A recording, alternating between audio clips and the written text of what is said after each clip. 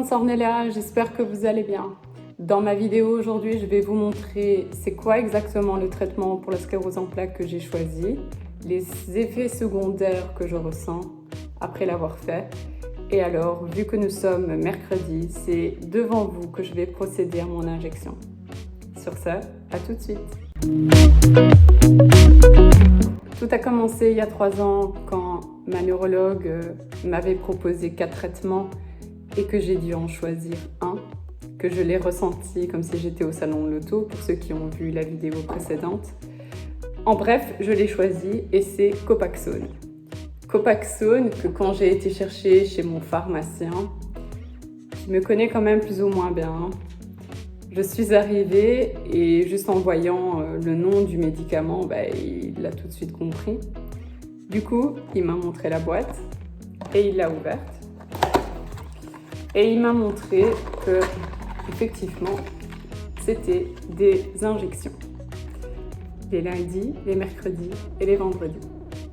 Et là, pour la deuxième fois de ma vie, mon cœur s'est arrêté. J'étais remplie de questions, j'étais remplie de peur.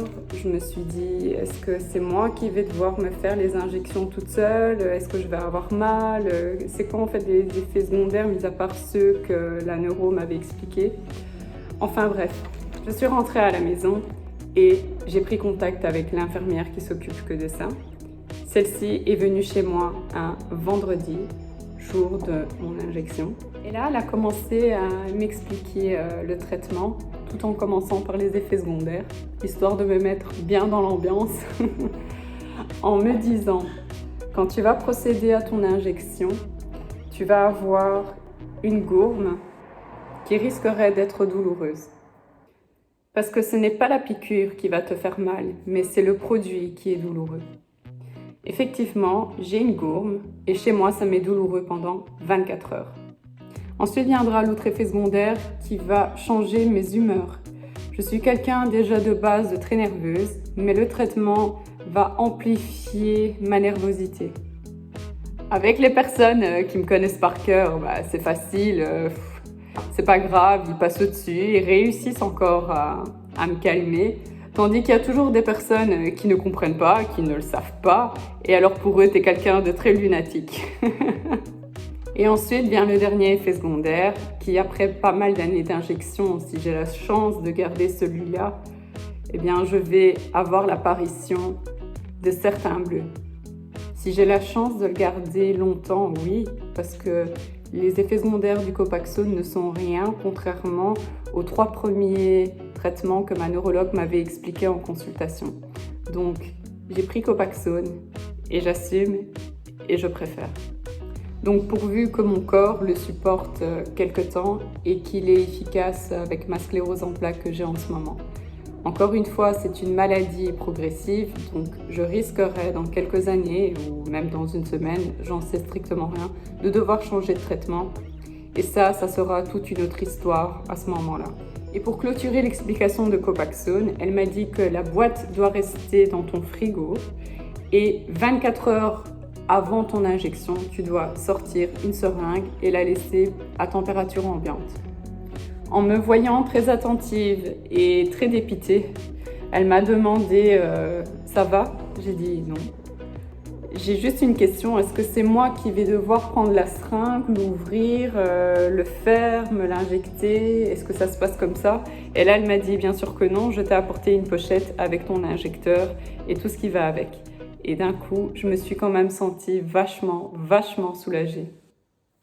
Dans ta pochette se trouve ton injecteur et tes produits pour éviter que ça enfle beaucoup trop, qui se présentent comme ça. Injecteur qui ressemble à ça. Pas oublier de mettre la crème Arnica pour les bleus. De mettre une poche de glace, c'est toujours mieux. Et alors, pas oublier ton passeport, parce que tu es malade aussi à l'étranger et à l'aéroport, le traitement doit passer. Donc, présente ton passeport. Pour clôturer le tout, tu vas devoir prendre un carnet. Tu vas devoir noter le jour, la date, l'heure, à quel millimètre tu as réglé ton aiguille et alors sur une échelle de 1 à 10, combien tu as ressenti la douleur. Voilà, c'est comme ça que se sont passées les explications de mon infirmière concernant le traitement. Ensuite est arrivé le moment de mon injection. Et pour ça, je compte vous le montrer, donc poursuivez. Alors, elle s'est assise à côté de moi, m'a montré mon fameux injecteur, m'a demandé de le dévisser, de le charger, entre guillemets, afin que le truc rouge disparaisse, de prendre ma fameuse aiguille, de faire en sorte que la petite bulle d'air descende.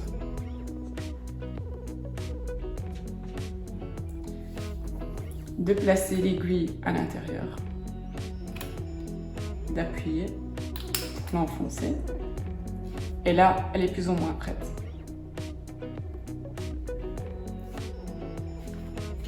Je vais pouvoir l'introduire à l'intérieur, visser, et vu qu'il y a un capuchon, de pouvoir retirer le capuchon.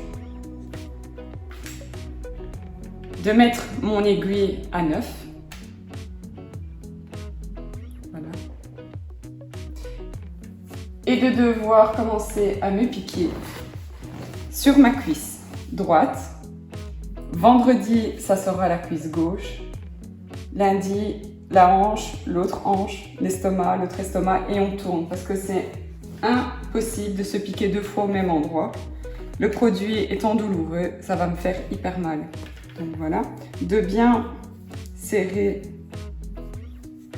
ma cuisse.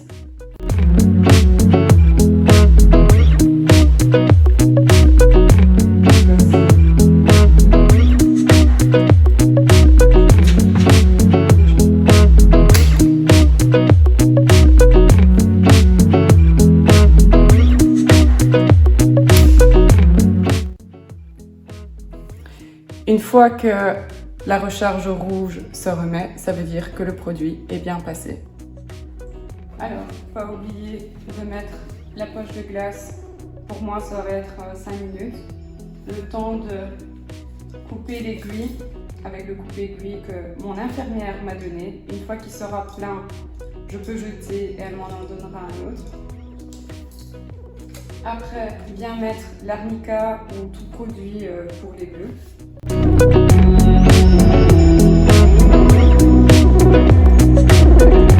Et ensuite, je vais devoir noter le jour, la date, l'heure, l'aiguille et sur l'échelle de 1 à 10 à combien je ressens la douleur. Sur ce les gens, j'espère que vous allez bien. Je vous dis à dans une prochaine vidéo. N'hésitez pas à liker, à me poser des questions et surtout vous abonner. Et hasta luego, ciao!